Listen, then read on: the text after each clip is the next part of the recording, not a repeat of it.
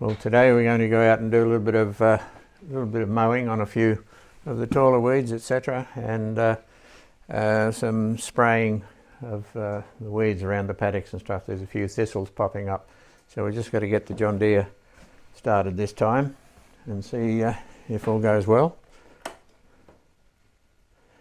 Just let the glow plugs have a minute or two.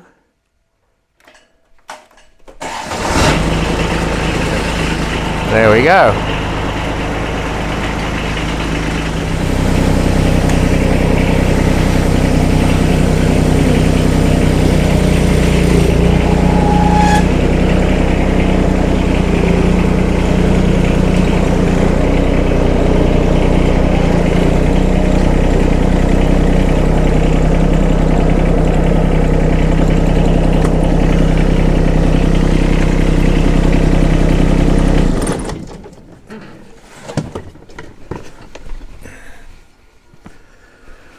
Before we do that, we've got to blow off the dead grass from the previous mowings and get it all off the mower deck. One of the problems we do have with a lot of dry grass around here is if it builds up around the belts here. I have had occasion to see a bit of smoke pop up there, and from the friction has set fire to the dry grass. So here we go.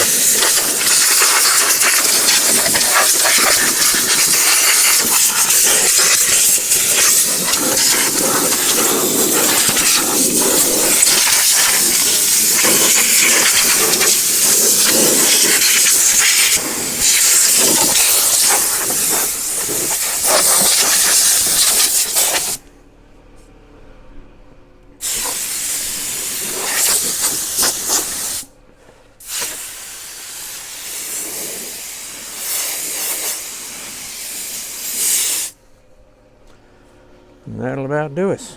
And I'll put it back in the shed, put the spray unit on it. Well, here I have a bare section of lawn that I've thrown a bit of soil on, a bit of nice black soil from the back paddock and a bit of grass seed and stuff, and it looks to me as though some of that soil has brought in a few renegades too.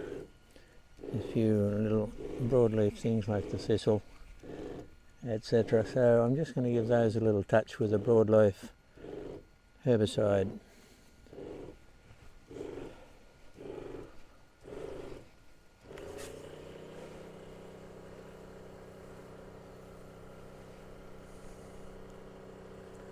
This stuff doesn't hurt grasses at all. It does a very effective job of keeping all the broadleaf weeds down.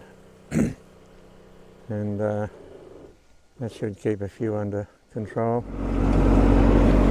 I don't know how this is going to go for sound with the engine running here, but we'll see what happens.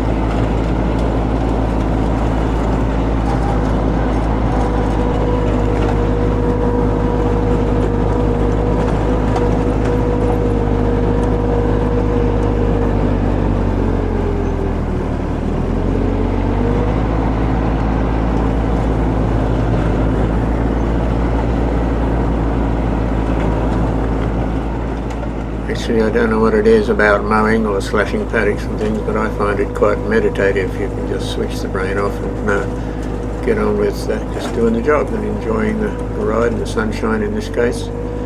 But I don't find it a stressful job at all. Very nice.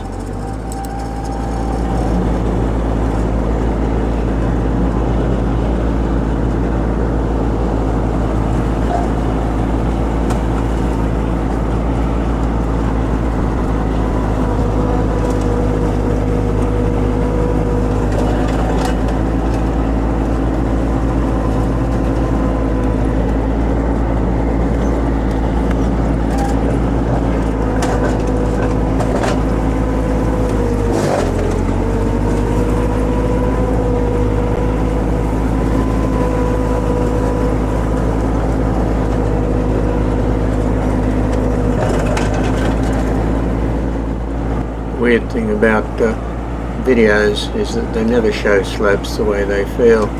This thing here, while it appears to be quite gradual, when the first time you go down it, this definitely has a suicidal factor to it. But after a little while you sort of get used to it, particularly with this machine which has a very low centre of gravity.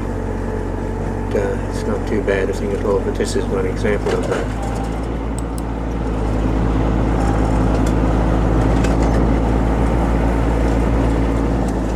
This is one of the areas where I find the John Deere preferable to the tractor and the flail mower on the back, because we've got a lot of overhang of bushes and trees, etc., and this thing can get in underneath them, whereas the tractor is 8 foot high.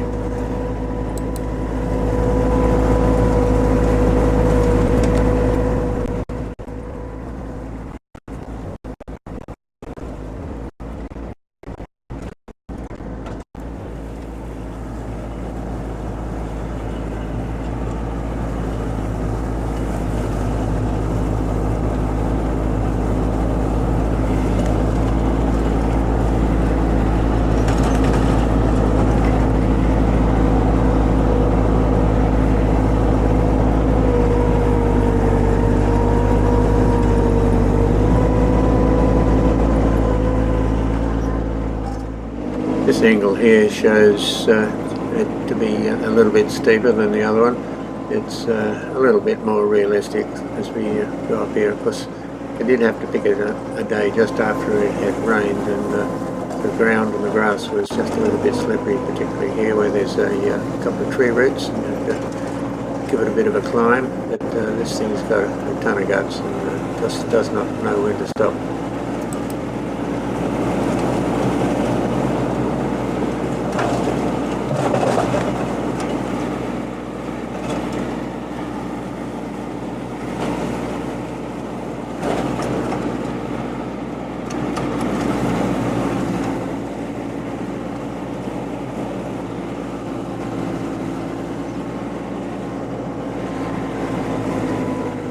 Don't normally mow with the carryall on the back of this thing, but unfortunately the mower deck and the 3-point hitch on the back use the same lever, so whenever I drop the mower deck down, the 3-point hitch goes down too, but luckily I've stopped it before it went right down. Normally I would have it off, which allows me the full range.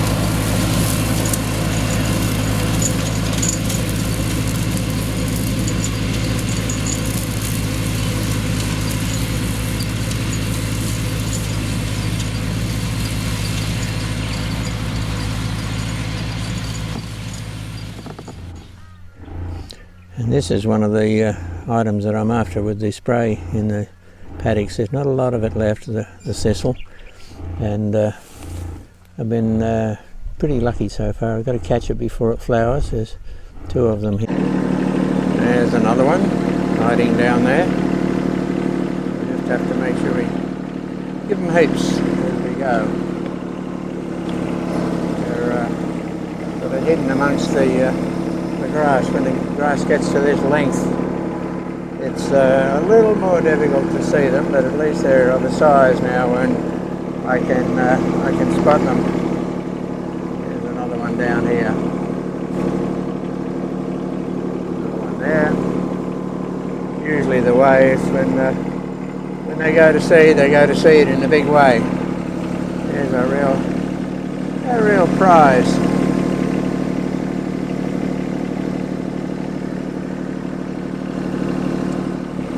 It's a bit hard to steer a tractor.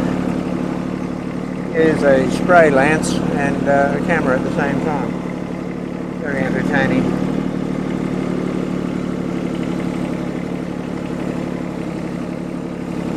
Look, there's one down there.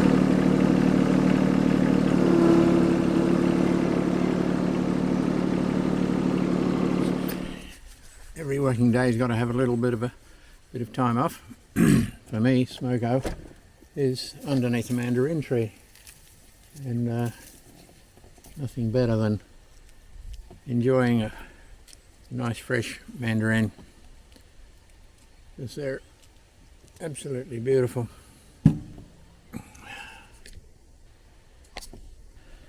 These are really sweet mandarins that we have here, so it helps to take the time and appreciate them before they fall on the ground.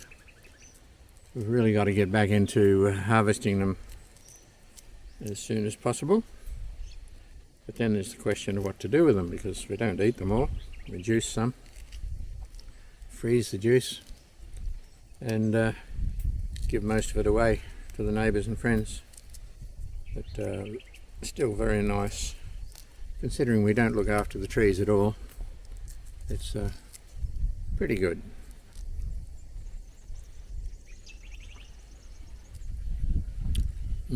That's about as good as it gets.